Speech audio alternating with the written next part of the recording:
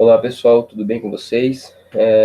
Aqui quem está falando é o professor Leonardo Maica, da sede Santa Felicidade, e eu vou estar fazendo essa primeira aula de correção de exercícios, né, da apostila 1, né, da aula 1 de filosofia. Como que vai ocorrer essas correções, né, a princípio? Cada item, né, da, da, da apostila, cada exercício, tá, ela vai ser lida com vocês, né? Vai ser comentada, alternativa por alternativa, de modo que fique mais claro possível para vocês o porquê está certo e porquê está errada cada questão. Tudo bem? Então, acredito que vocês estejam vendo a minha tela, né? Aí, e eu vou passar para a apostila, né? Aqui eu vou abrir com vocês a apostila para fazer a leitura juntamente com vocês. Então vamos lá. Primeira questão. Que é o exercício resolvido e comentado, né? Texto 1, né? Ele esteve presente no Enem de 2012 e vamos lá para a leitura. Anaximenes de Mileto disse que o ar é o elemento originário de tudo o que existe. Existiu e existirá o que outras coisas provêm de sua descendência. Quando o ar se dilata, transforma-se em fogo, ao passo que os ventos são o ar condensado. As nuvens formam-se a partir do ar por filtragem e, ainda mais condensadas, transformam-se em água. A água, quando mais condensada, transforma-se em terra, e quando condensada ao máximo possível, transforma-se em pedras, né? Esse foi o primeiro texto, e agora o segundo texto. Basílio Magno, Filosofia Medieval, escreveu: Deus, como criador de todas as coisas, que está no princípio do mundo e dos tempos. Quão parcas de conteúdo se nos apresentam em face dessa concepção, as especulações contraditórias dos filósofos para os quais o mundo se origina, ou de algum dos quatro elementos, como ensinam os jônios, ou dos átomos, como julga Demócrito. Na verdade, dão a impressão de que querem ancorar o mundo numa teia de aranha. E agora vamos lá para a pergunta, né, que estará envolvendo esses dois textos.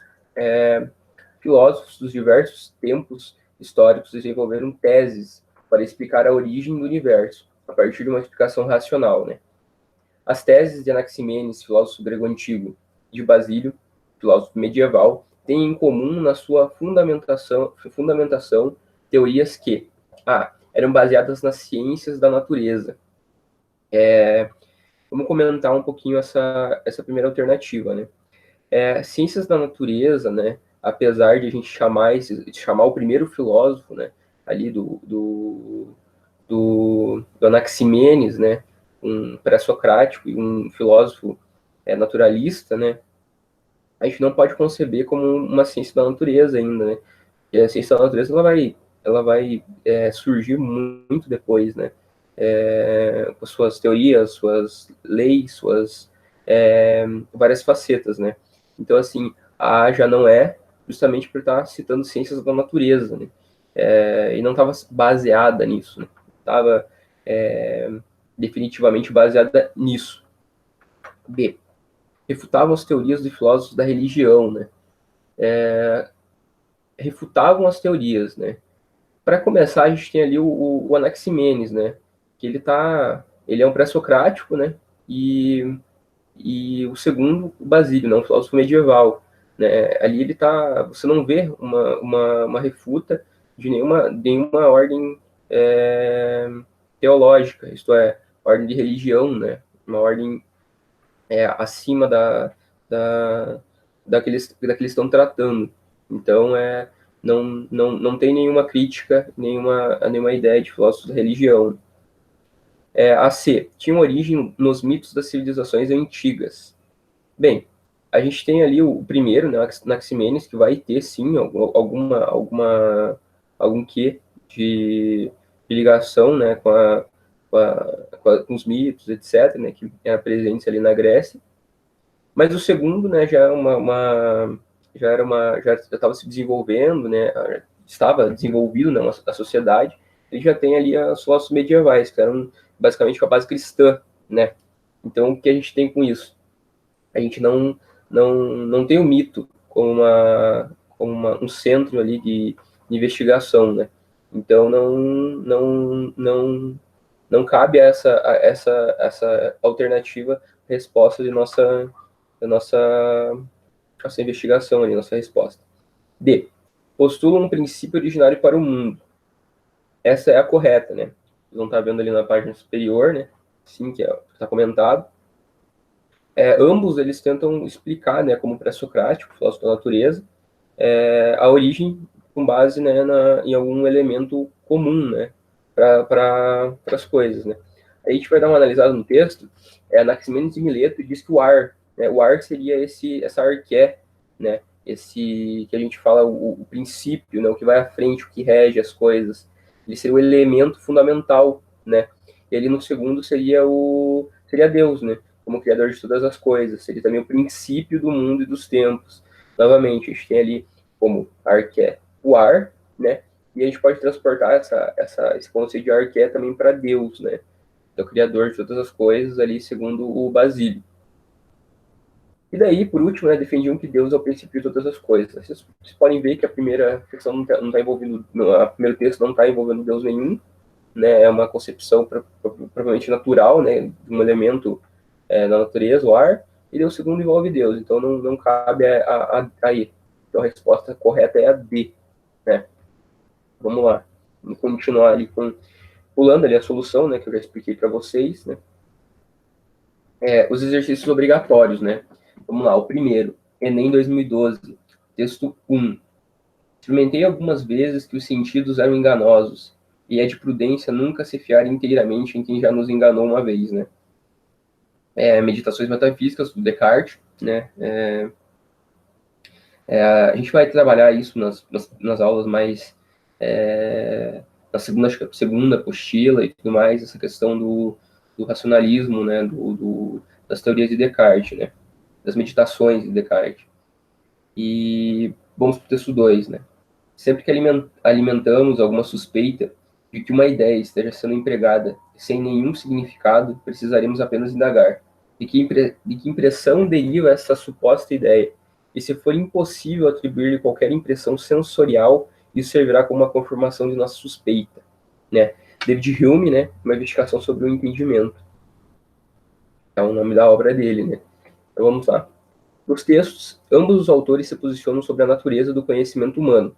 A comparação dos insertos permite assumir que Descartes e Hume, daí a gente, vamos lá. Dizer, A. Defendem os sentidos como critério originário para considerar um conhecimento legítimo, né? Vamos lá. Defende que os sentidos, né? Vocês têm aqui uma comparação, né, de dois filósofos bem antagonistas em questão de ideias, né? O primeiro, o Descartes, o segundo, o David Hume, né? O primeiro racionalista e o segundo empirista, né? Um que baseia todas as fundamentações de suas ideias, né? Seu conhecimento humano, a episteme humana, nas razões, e o segundo que abarca também o conhecimento humano, só que nas sensações, né? No empírico, né? No experimento das coisas, né? Nos sentidos das coisas, né? Então a gente pode ver que na questão A ali define que os sentidos como critério originário. Não. O texto 1 ali, vocês podem ver que do Descartes, ele não acredita nos sentidos, ele acredita realmente na questão da razão, né? Os sentidos uma vez já enganaram ele, né? Vamos para B. Entende que é necessário suspeitar do significado de uma ideia na reflexão filosófica e crítica. Desnecessário, né? Vocês veem que ambos ali eles estão procurando ali uma base, né, para a ideia do que me origina o conhecimento humano, né? Eles estão se perguntando exatamente isso, sobre o que a gente está falando, como que a gente conhece as coisas. Então, eles estão suspeitando. O ato de indagar sobre isso é suspeitar.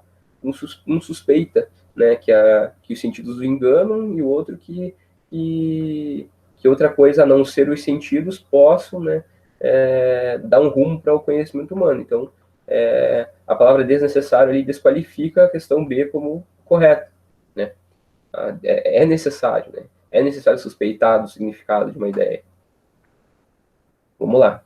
Questão C. São legítimos representantes do criticismo quanto à gênese do conhecimento. Em partes, né? Eles criticam, né? A questão da gênese do conhecimento. Só que a gente vê, né, que apesar dessa ideia de ambos ali terem uma ideia parecida, né,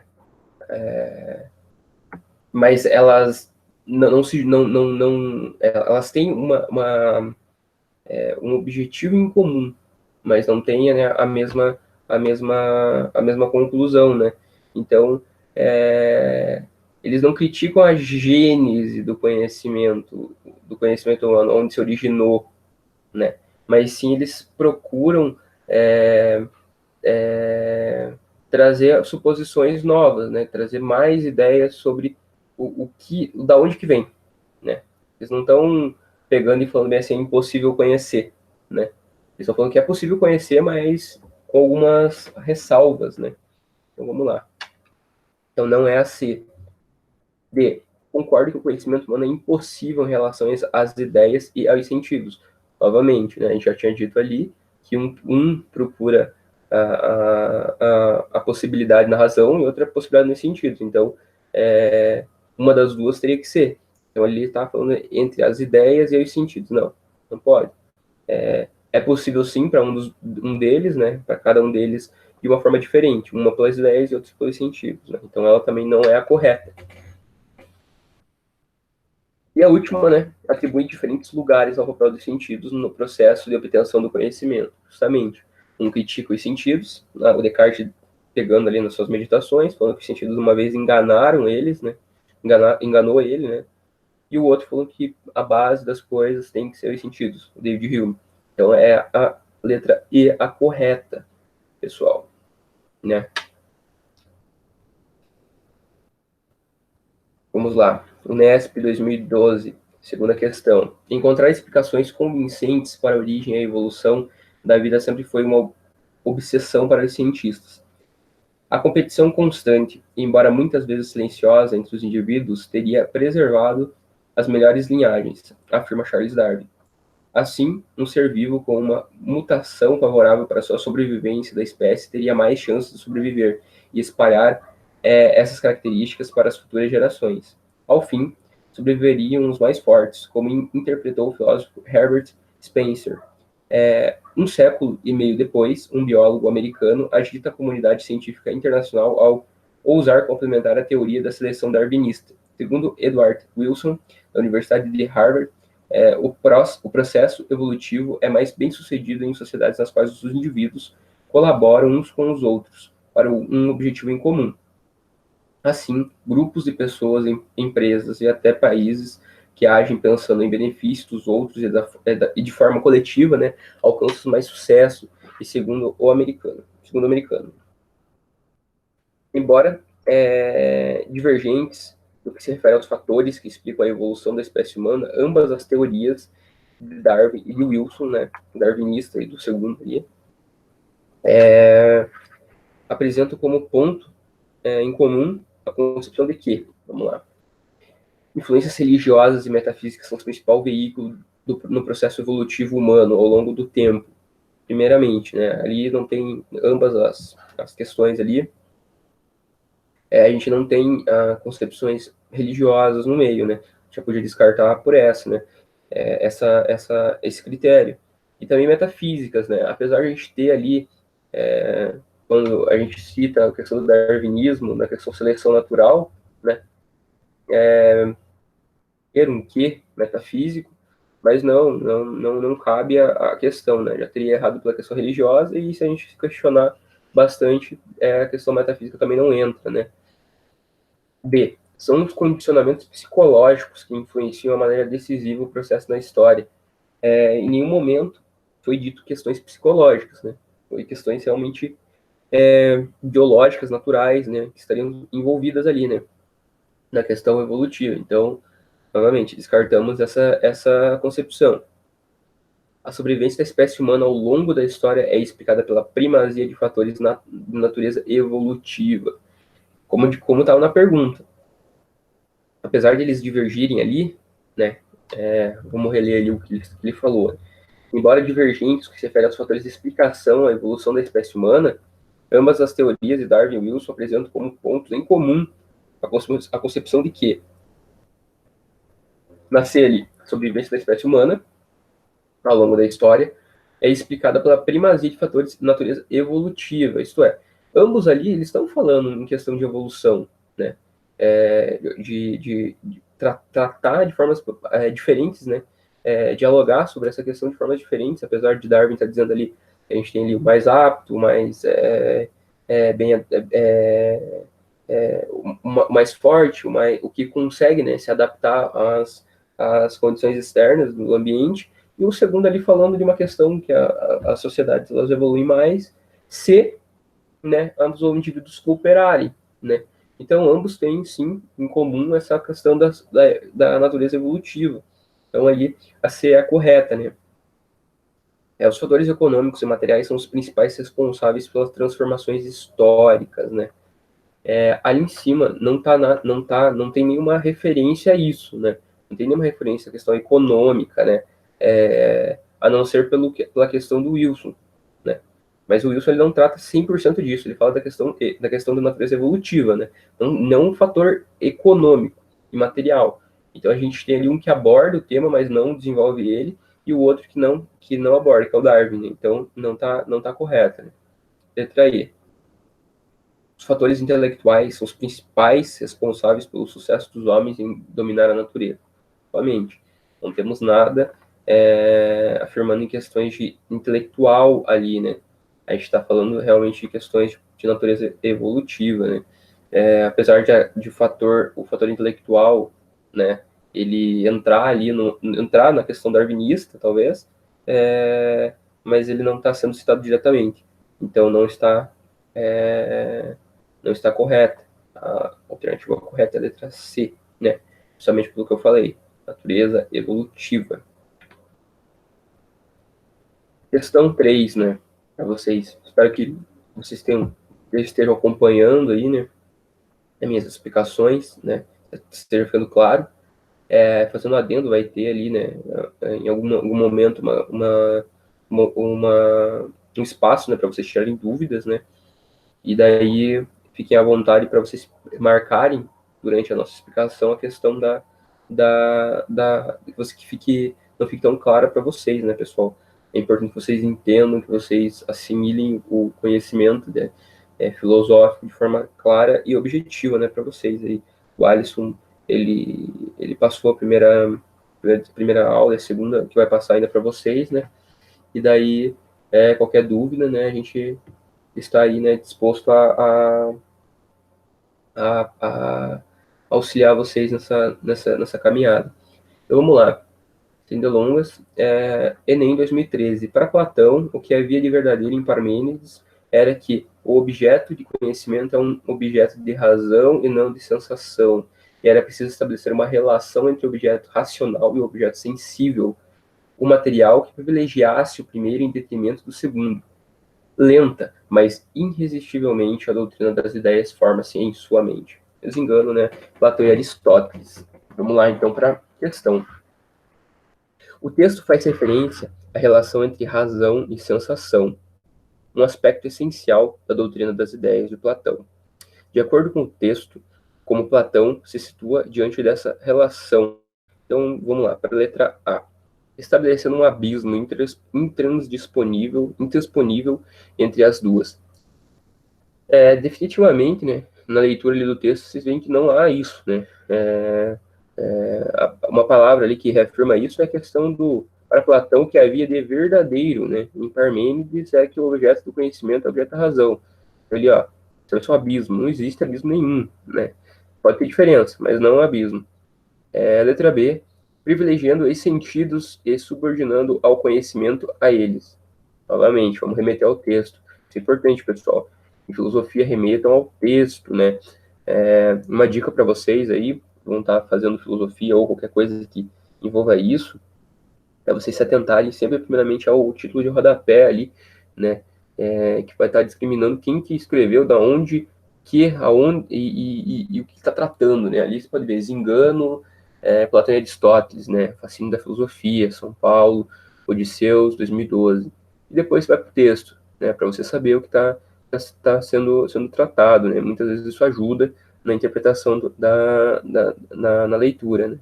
Interpretação e na leitura. Vamos lá. Privilegiando os sentidos e subordinando o conhecimento a eles. No texto ali, vocês vão ver que a partir ali que ele fala que a verdadeira em Parmênides era o objeto de conhecimento, é o objeto da razão e não da sensação. Né? Ponto.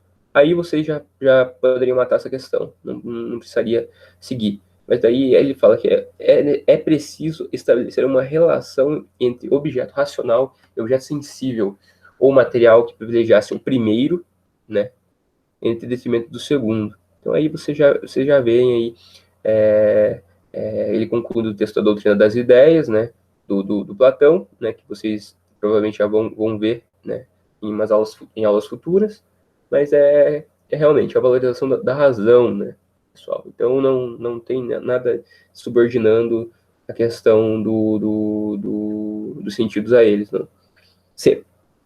Atendo-se à posição de Parmênides de que a razão e a sensação são inseparáveis, pessoal. Então, ali, novamente, né, vocês sabem, né, que o Platão, ele vai, quem não sabe, né, ainda, mas quem já teve contato com isso no ensino médio já sabe que o Platão, ele vai falar que a razão é, sim, a única forma de conhecer as coisas, só que como que a gente vai conhecer as coisas sem, né, ter as sensações, sem que a gente está preso nesse corpo, né? O Parmênides, ele também fala que, como a gente já leu, que o objeto é objeto da razão e não da sensação, né? Do conhecimento. Então, você tem também uma subordinação da razão, quer dizer, do sentido pela razão. Então, a razão sempre acima do sentido, né? Mas nunca desvencilhando eles, né? Não tem como você conhecer uma coisa, não tem como você, segundo eles, né, conhecer uma coisa só fechando os olhos e imaginando. Eu quero imaginar, conhecer astrofísica, e só pela minha ideia, não existe. Eu teria que ter contato com essa coisa, eu teria que ver essa coisa, eu teria que achar um meio termo, né? Que isso vai ser tratado mais lá na frente. Mas então, a letra correta é a letra C, né?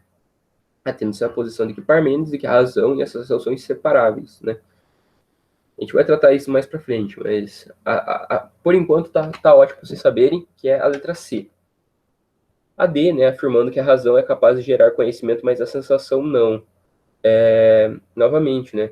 Sim, uma parte, a razão, ela é capaz de gerar conhecimento, mas ela tá ligada à sensação. Então, a gente tem que conhecer também pela sensação, né? A gente tem que ter contato com as coisas e daí conhecer pelo uso da razão, né? Se você tem contato com as coisas pelos sentidos, primeiramente, conhece pela razão. Ok? Então, a letra E, rejeitando a posição de Parmênides de que a sensação é superior à razão. Então, não é isso, né? Não há rejeita de parte nenhuma ali. Ele só está fazendo essa ligação dos dois fatores, da razão com as sensações.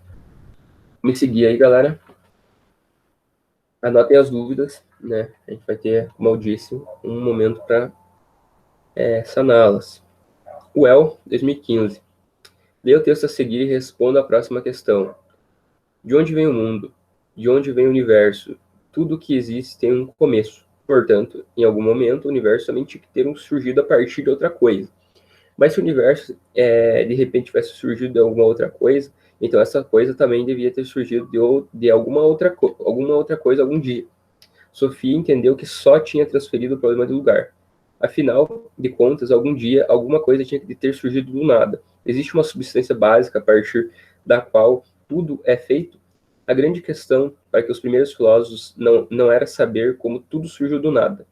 O que os instigava era saber como a água podia se transformar em peixes vivos ou como a terra sem vida podia se transformar em árvores frondosas ou flores multicoloridas, né? Pessoal, novamente, esse texto ele vem carregado, né? Apesar de parecer um texto bobo, um texto infantil sobre filosofia, né? É até meio engraçado falar isso, mas, né? A gente vê ali que está carregado de filosofia esse texto, né? Podem ver que esse texto foi tirado do mundo de Sofia, né? Uma obra que sim, né? É uma introdução à filosofia, né? Pode ser uma porta de entrada para a filosofia, para a gente ver, né? Que sim, ali a gente tem muito conteúdo, mas o que a gente vai se ater é a questão final ali, que é que ele está falando dos primeiros filósofos, dos pré-socráticos, a questão dos filósofos naturalistas, né, que estavam preocupados em se ater, né, em descobrir, né. Ele já dá uma palhinha, né, um pouquinho da resposta sobre a água, como que ela se transforma nas coisas, etc. Então vamos para a questão da pergunta, né. Com base no texto e nos conhecimentos sobre o surgimento da filosofia, assinale a alternativa correta. Vamos lá, pessoal. Os pensadores pré-socráticos explicavam os fenômenos e as transformações da natureza e por que a vida é como é, tendo como limitador e princípio de verdade irrefutável as histórias contadas acerca do mundo dos deuses. É uma questão realmente para confundir vocês, né, pessoal? Explicar os fenômenos e as transformações da natureza e por que a vida é como é, né? Acredito que ali pode ser que haja uma questão de a vida é como é, mas acho que a questão principal não é isso. A questão principal é delimitar uma arqué, né, um princípio, um elemento em comum entre tudo que está sendo debatido, né, como o texto fala, da onde que surgiu as coisas, né? E não tinha nada a ver também com as histórias contadas com o mundo dos deuses, né? Tem ligação? Tem, né? A filosofia grega, ela tem sempre ligação com a questão da mitologia, né, galera? Mas ali, né, irrefutável, né? Então a gente vê ali que não é isso, né? Diverge bastante do que a gente está procurando. Eles procuravam também. Não é a letra A. B. Os primeiros filósofos da natureza tinham a convicção de que havia alguma substância básica, uma causa oculta, que estava por trás de todas as transformações da natureza, e a partir da observação buscavam descobrir leis naturais que fossem eternas. Galera, como eu disse, os primeiros filósofos da natureza, os naturalistas, tinham a convicção de que havia uma substância básica, a arqué, entre eles vários filósofos que a gente tem pré-socráticos, desde o Tales, Anaximenes, Anaxágoras, Pitágoras, dentre outros aí, que vão estar estipulando para cada um uma arqué, pessoal. Um vai ser água, outro vai ser o ar, outro vai ser o número, outro vai ser o apeiron, que é o indeterminado, etc, galera. Então, a letra B, né? É a correta letra B, e por meio da observação das mudanças, né, físicas, esses elementos eles tentavam explicar, né, é o início da filosofia. Então, espero ter sido claro sobre isso, né, é a letra B, né. Agora vamos passar rapidinho pelas outras, né, para a gente avançar. Os teóricos da natureza, que desenvolveram seus sistemas de pensamento por volta do século 6 a.C., partiram da ideia unânime de que a água era o princípio original do mundo por sua enorme capacidade de transformação. Bem, pessoal, vamos lá. Essa questão ela poderia confundir muitos de vocês, né? Pela questão de que até quase metade dela tá tudo certo. Porém, ali quando a gente usa a palavra unânime, né, galera? Não é água unânime. Eu acabei de falar para vocês que os pré-socráticos tinham muitas arquessas, né? Como eu te disse, a água era um deles, o ar era outro, e o número, entre outros. Então não é unânime, cada um tinha o seu. Então, ser errada. D. A filosofia da natureza nascente adotou a imagem homérica do mundo e reforçou o antropoformismo do mundo dos deuses em detrimento de explicação natural. E e regular acerca dos primeiros princípios que originam todas as coisas. Novamente, galera, a gente está vendo ali o início da filosofia para tentar quebrar com o mito, né? Explicar a vida não mais porque Zeus queria, não mais porque o trovão acontecia porque havia um deus do trovão. A água, as marés e tudo que tinha no mundo aquático é regido por Poseidon. Não, galera. A filosofia já nasce dessa tentativa do quê? De superar isso, né? Superar o mito. Então, não de tentar superar, né? Ouçam, tentar superar. Eles não superam. Tem o quê de mitologia ali, mas, como eu digo para vocês, a filosofia tenta explicar o mundo de forma racional, desvincular gradativamente esse, esse, esse mundo mitológico. Né? Então não é AD. E aí, para os pensadores jônicos da natureza, Tales, Anaximenes e Heráclito, há um princípio originário, único, denominado ilimitado, que é a reprodução da aparência sensível que os olhos humanos podem observar no nascimento e na degeneração das coisas, né, galera? Vamos lá, vamos por partes, né? Tales era água, né? Galera, vocês podem ver. E quando ele diz, aí você já podia matar, que não era certo, mas ali o princípio originário único, determinado, ilimitado, né? O infinito, né? O indeterminado. Esse seria o apeiron, galera. Então, assim, já mata pelo mais fácil. Tales é água, não é ilimitado. Não simplifiquem e matem pelas suas palavrinhas pequenas, porque é aí que vocês vão conseguir essas questões aí e responder as questões de forma objetiva. Né? Próximo, exercícios complementares, galera. Até agora a gente fez a parte obrigatória, né? Que o cursinho vai cair na prova, né? E os professores, é claro, eles pensaram esses exercícios para que vocês desenvolvam as aulas, né? Desenvolvam o conhecimento que vocês obtiveram nas aulas, após as aulas. Então, agora vem a parte complementar, né? A parte que vocês vão atrás, né? Que vocês vão por conta, né?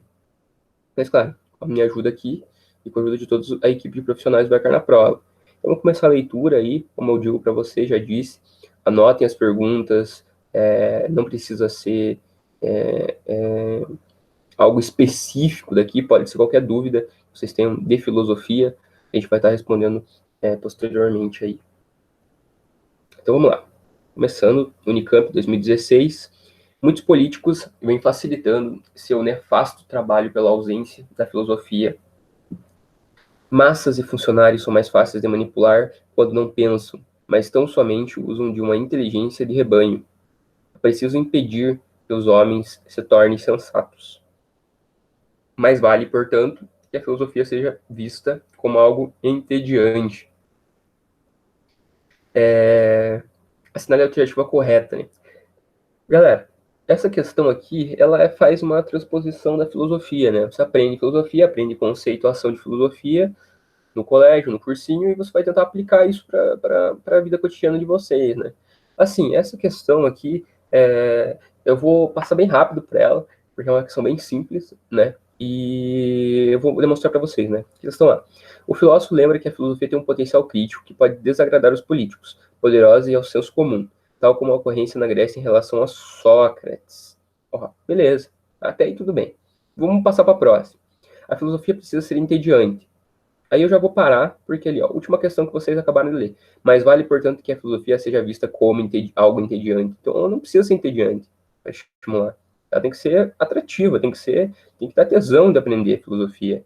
Então, não pode ser essa, né? Então, a filosofia precisa ser entediante para estimular. Então, onde que você faz uma coisa que é entediante? Você para, você vai fazer outra coisa? Então, não é essa. A ditadura militar no Brasil já começa aí. Começa aí. No texto ali já não fala de ditadura militar. Então, assim, já tenta descartar ela, mas vamos continuar lendo. Retirou a disciplina de filosofia das escolas por considerá-la subversiva, mas atenuou a medida estimulando os centros populares de cultura ligados às entidades estudantis. Tipo, da onde que surgiu isso, pessoal? Apesar de ter ali uma questão histórica relevante para a questão da filosofia, sim, há, mas não tem isso no texto. Então, não é. Então, vamos lá. Os políticos e a estrutura escolar não são o verdadeiro obstáculo ao ensino de filosofia. Galera, muitos políticos vêm facilitando seu nefasto trabalho pela ausência da filosofia. Isso já explica, né, gente? Então, ali você já vê que está uma contradição enorme com o texto proposto, e a gente volta lá para a questão A, né? Filósofo lembrar que a filosofia tem um potencial crítico que pode desagradar os políticos, poderosos e ao senso comum, tal como ocorreu na Grécia em relação a Sócrates. Para quem não sabe, galera, Sócrates foi julgado, né, na sua apologia a Sócrates, na defesa de Sócrates, né, na introdução, e por incomodar a galera, chegar na polis e discutir com o pessoal, discutir, perguntar o que é o bem, o que é justiça, o que é isso, o que é aquilo, e aí desagradou. Então é isso, galera. É simples, é objetivo. Então, vamos lá, vamos continuar. 6, galera, tá acabando. Fé que vai acabar. A filosofia entendida como uma ciência universal que procura a razão mais fundamental, ou seja, as causas primeiras de todas as coisas com relação ao conhecimento e as ciências em confronto com a filosofia, é correto afirmar que, a gente vai lá, o mito, tanto na Grécia Antiga como atualmente, encerra o sentido da filosofia, que é dar explicação para tudo, mesmo que, para isso, tenha que construir ideias fantasiosas e irracionais, por mais que a gente possa debater muitos assuntos em filosofia que sejam para muitos aí piração, nossas bases são sempre irracionais, galera, racionalidade, fantasiosas, não, fantasiosas, você vai ver que tem ali no começo da filosofia muitas ideias que trazem o mito como uma alegoria para explicar as coisas, sim, mas não é fantasiosa jamais, ela é racional e ela é real. Então não é a letra A. É a letra B. A filosofia serve-se também de senso comum para intuir explicações sobre a realidade, mas com ele não se confunde. Galera, não pode, não tem porquê. Se é essa pela questão de serve-se também como do senso comum. O senso comum não pode ser, é um tipo de conhecimento comum, com certeza, como vocês tiveram ali na aula do Alisson. Senso comum é um conhecimento simplificado das coisas, né? É comum a todos, mas jamais como filosofia. Então, a gente tenta racionalizar na filosofia, né? Então não é a letra B. A filosofia é a ciência que fundamenta as opiniões dos indivíduos, não importando se elas são ilógicas ou inconsequentes. Por consequência, é essa, né, galera? A filosofia é a ciência que fundamenta as opiniões dos indivíduos, sim, não importando se elas são ilógicas ou inconsequentes. Isto é, se ela for ilógica, ela cai por terra e se torna lógica. Se ela for inconsequente, acaba que ela se torna clara, né? E pode ser fundamentada na filosofia, né? Fundamentada no conhecimento. Então é a letra C. E vamos para a letra D, né? Só para a explicação. Tanto a filosofia como a teologia são conhecimentos causais, racionais, teóricos, universais e teológicos. Não, né, galera? A gente tem a parte né, que são estudos complementares, mas diferentes, né? Complementares, mas diferentes. Vamos para 7 e penúltima questão. A respeito da filosofia,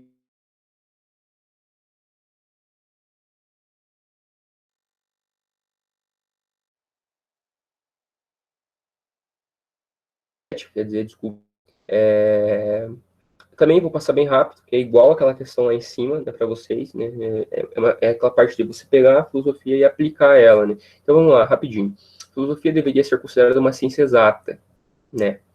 Pois a lógica ciência do correto pensar é parte fundamental da filosofia. É uma ciência formal, matemática e simbólica. Sim, a lógica é isso, né? Temos em filosofia a questão lógica, a disciplina de lógica, porém não é ciência exata, porque ela não se resume só à lógica, né, galera? A gente tem várias outras divisões da filosofia que não lidam somente com isso. Então é uma ciência não exata, né?